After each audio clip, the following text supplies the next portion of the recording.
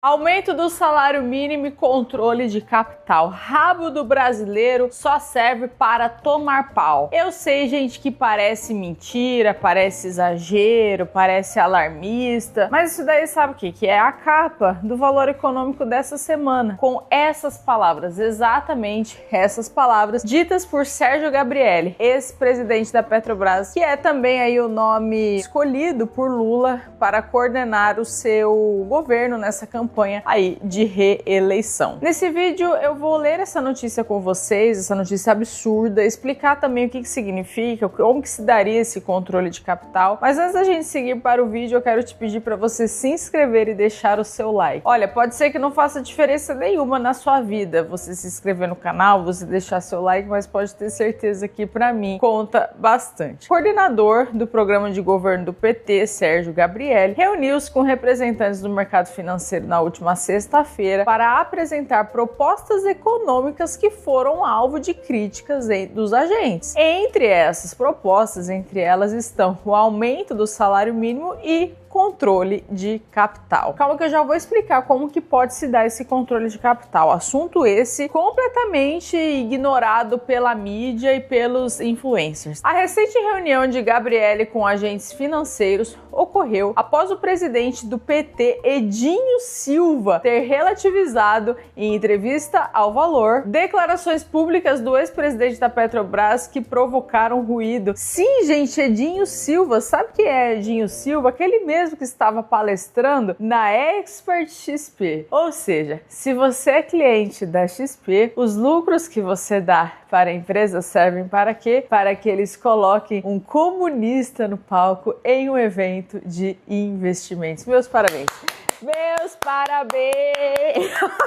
Na ocasião, Edinho afirmou que só tem um condutor da política econômica que se chama presidente Lula. Meu Deus do céu, essa frase não faz sentido nenhum, cara. Um condutor da política econômica e o Lula ser o condutor da política econômica, isso não faz sentido nenhum. Essa frase, ela tem dois problemas principais. O primeiro problema é o problema do conhecimento, descrito por Hayek, que foi vencedor do Prêmio Nobel de Economia. Inclusive, vale a pena vocês lerem o discurso que Hayek proferiu ao receber o Prêmio Nobel. Ele se chama A Pretensão do Conhecimento, o nome do discurso. Vale a pena, tem até um livrinho pequenininho com esse discurso completo. E o Hayek fala que o grande problema do socialismo é a arrogância fatal de achar que a economia pode ser controlada por um planejador central. Então, quando um burocrata, alguém do governo fala, por exemplo, em temos que investir em setores estratégicos, temos que conduzir o processo econômico, isso é uma arrogância. O burocrata não sabe o que diz, porque ele não está na ponta final do processo de produção. O conhecimento, segundo Hayek, está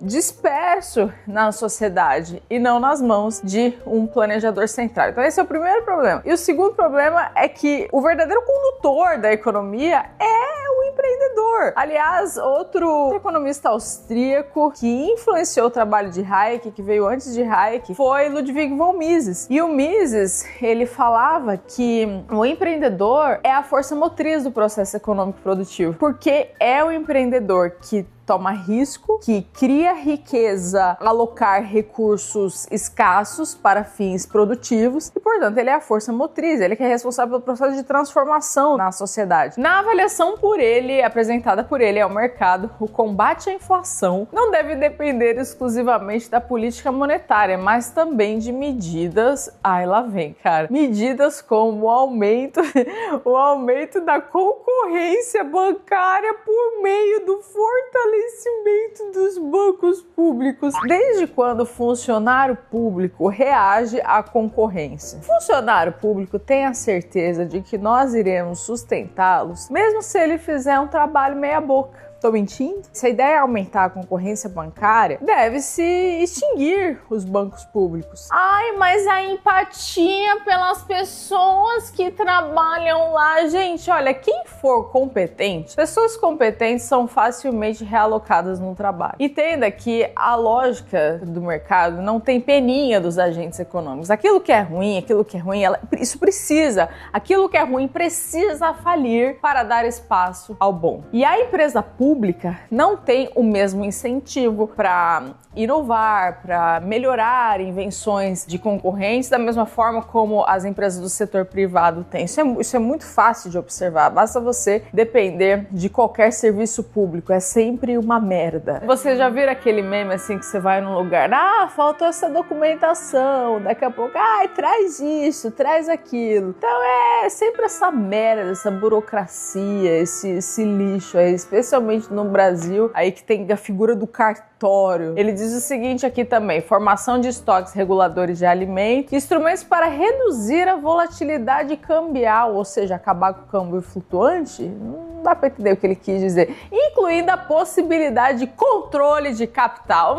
Falou. Gente, isso aqui é o termo mais assustador do artigo. Controle de capitais, porque ele fala, isso é publicado numa revista, como se fosse algo legítimo, como se o governo tivesse propriedade sobre o capital que você construiu, que você trabalhou para construir. Esse controle de capitais, na verdade, se a gente parar para pensar, ele já começou, é que vocês que normalizam o absurdo. Todo mundo já se acostumou com o aumento do IOF ano passado, isso não causa mais espanto. Só que o aumento do IOF é sim uma das formas de controle de capitais. E não há absolutamente nada que impeça o governo de fazer novos aumentos. A criatividade do governo é infinita. Ou pior até, de limitar as reservas estrangeiras em dólar, por exemplo. Seria um caso mais extremo, mas existe. Se tratando de Brasil, existe essa possibilidade. E não adianta vocês me chamarem de tá causando terrorismo, cavaleiro do apocalipse, porque vocês falaram exatamente isso quando eu soltei esse vídeo aqui há um ano, esse vídeo aqui falando que o governo aumentaria o IOF, que o maior risco do Brasil, de você investir no Brasil, é o risco de conversibilidade da moeda, de ficar cada vez mais difícil de você converter seu dinheiro para moedas melhores. E poucos meses depois, essa medida de aumento do IOF foi anunciada, ou seja, mamãe aqui acertou mais uma vez. Você sabe qual que é o limite desse aumento? 25%. Sim, isso é o que fala aqui nesse texto da Câmara. Eu vou deixar passando aqui o texto para vocês. Então aqui hoje o Poder Executivo pode alterar as alíquotas do IOF por decreto, com efeito imediato e sem aprovação do Congresso. A única exigência é respeitar os limites máximos da lei, ou seja, existe um limite máximo da lei. Mas qual que é o limite máximo que autoriza tetos? Já está 25% para câmbio. E tem gente esperando o resultado das eleições para definir o que vai fazer com o dinheiro. Eu vou esperar um pouquinho mais para mandar o dinheiro para fora, né? Pelo amor de Deus, vocês precisam acordar para a vida. Por mais que exista, assim, uma diferença entre a probabilidade da ocorrência, né? A probabilidade que aconteça, né? Que eu diria até que é baixa, não é impossível, mas é baixa. Mas é porque sairia de 3,5 para 25. Não é impossível se tratando de Brasil, mas é uma medida extrema. Só que vocês precisam entender, isso é difícil de explicar, mas entender a probabilidade da ocorrência. O brasileiro não costuma entender isso. Não entende a diferença entre a probabilidade da ocorrência e o impacto da ocorrência. Por mais que não tenha uma alta probabilidade agora, eu posso estar enganado, mas eu não vejo isso agora pelos próximos meses aí. Mas o impacto seria devastador. Gente, isso aqui é risco de ruína. E não é exagero, sabe por quê? Porque controle de capitais é o termo que aparece nas notícias econômicas desse país. Por mais que tenha gerado aí um desconforto, a própria equipe do PT se pronunciou falando que não é bem assim, que parece que eles tiraram o Sérgio Gabrielli. Eu li alguma coisa por cima disso daí. Entenda, uma coisa é o que eles falam, outra coisa é o que fazem. E nesse histórico de governo, eles já começaram com medidas de controle de capitais, eles já aumentaram o IOF mais uma vez e podem sim aumentar ainda mais. Por isso que é urgente, meus amigos, que você tenha pelo menos uma parte do seu dinheiro fora do Brasil. Eu não tô falando para você tirar tudo, especialmente se você ainda mora no Brasil. Aliás, existe hoje uma indústria, isso é muito bom que aconteça, né? Uma indústria de consultorias independentes, uma indústria de ETFs crescendo muito, fazendo um trabalho correto, um trabalho muito melhor do que assessores de investimentos açougueiros que ficam aí te vendendo COI, CRA, CRI, fundo CETIPado, Distressed Assets, que nada mais são do que falências. Sim, eles vendem essas merdas, esses lixos aí na sua carteira, né? Então, essas consultorias independentes que não trabalham para banco, que trabalham para você, são elas que você tem que procurar para o seu dinheiro no Brasil. Só que uma parte, pelo menos assim, eu diria que pelo menos 30% você precisa ter fora, uma questão de proteção. E tem até literatura,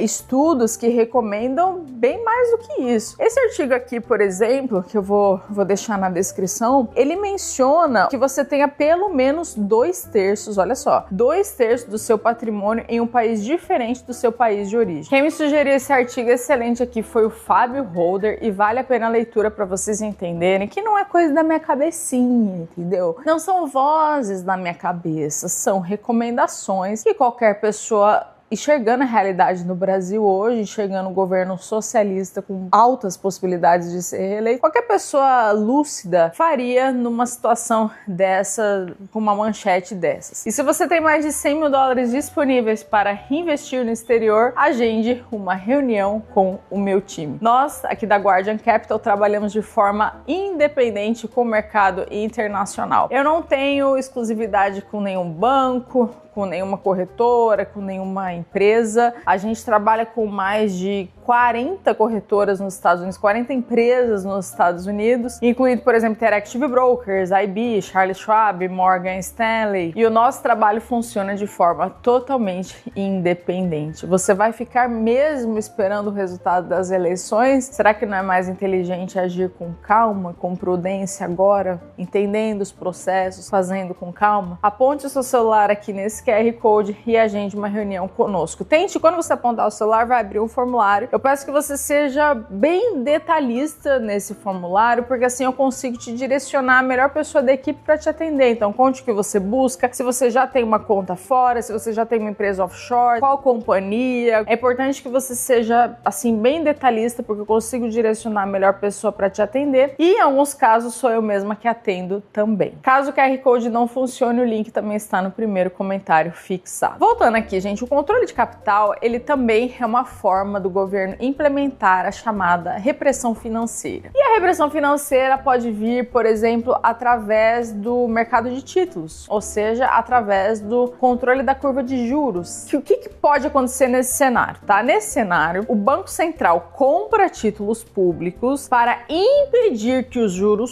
subam, mesmo quando a inflação e o risco fiscal aumentam. Se aumenta a demanda por títulos, o preço deles sobe, enquanto que os juros caem, porque lembra lá, renda fixa, Brasil e americana, isso é igual. Existe uma relação inversa de preço e yield, e juros. Então os juros caem, e aí com os juros mais baixos, o governo ele reduz o custo da sua dívida pública, mas o problema é quando a inflação passa a ser maior do que o rendimento dos títulos. Porque imagine que nesse cenário de controle da curva de juros, todos os títulos ofereçam algo como, sei lá, 4% ao ano, 5%, 6% ao ano. Só que se a inflação está em 8%, está em 10%, o investidor ele tem um problema, ele fica encurralado, porque não existe mais um investimento conservador, um investimento em títulos que preserve o seu patrimônio, que tenha rentabilidade real, ou seja, a rentabilidade que considera a inflação. Não adianta investir nesse cenário porque você perderá para a inflação, você não terá a rentabilidade real. Aliás, esse é um dos grandes erros assim que eu vejo as pessoas cometendo de eu vou investir no Brasil porque é 15%. Sabe o que você faz então? Bota na Turquia, vai pra Turquia. A Turquia é 37%. Por que você não coloca na Turquia então? Já que é pra olhar juro por juro ali, juro nominal, bota na Turquia. Gente, não é 15% que você tá ganhando. Se você descontar a inflação, a verdadeira inflação, e não tô falando de IPCA, a sua inflação, seus gastos pessoais, o seu aumento do custo de tudo, é muito menos do que 15%. Então não confunda rentabilidade real com rentabilidade nominal. Então a melhor alternativa é a diversificação entre moedas, para que o investidor ele consiga ter opcionalidade e consiga mitigar o risco país, o risco Brasil, antes do governo intervir nisso também. Eu estava falando sobre esse assunto com meu amigo, padrinho do meu casamento, Bruno Barbosa, da Peta Capital, e ele me mandou essa mensagem aqui falando que ele, na opinião dele, ele acha que mesmo morando no Brasil, as pessoas tinham que ter 90% do dinheiro fora. Isso daí é o Bruno falando, tá, gente? Eu não sou a única a ter essa opinião de que pelo menos uma parte você deve manter fora. Não precisa começar com 90%. Mas assim, começar com 30% e aos poucos ir aumentando é o processo natural. O caminho, ele sempre tem que acontecer da moeda mais fraca para a moeda mais forte. E mais uma vez eu reforço, se você tem mais de 100 mil dólares, não tem parte do seu dinheiro no exterior, do seu patrimônio no exterior, ou já tem, mas sente que precisa de um acompanhamento profissional, de repente você faz através de banco, através de empresas brasileiras, que trabalham com empresas que têm vínculo com o Brasil, isso não é a melhor opção. Eu peço que você agende uma reunião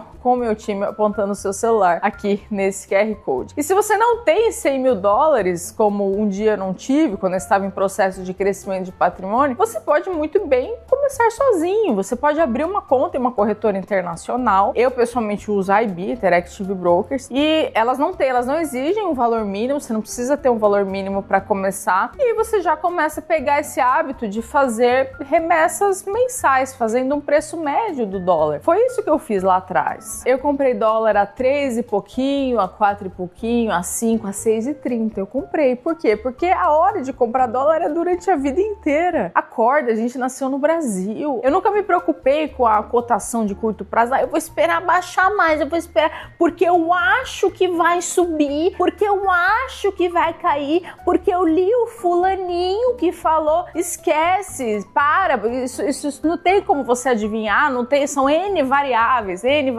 que afetam o dólar. É balança comercial, é cenário geopolítico, conflitos globais, importação, exportação, fluxo de capital, taxa de juros no Brasil, taxa de juros nos Estados Unidos. Você quer realmente controlar para onde que o câmbio vai no curto prazo? Isso também é arrogância fatal.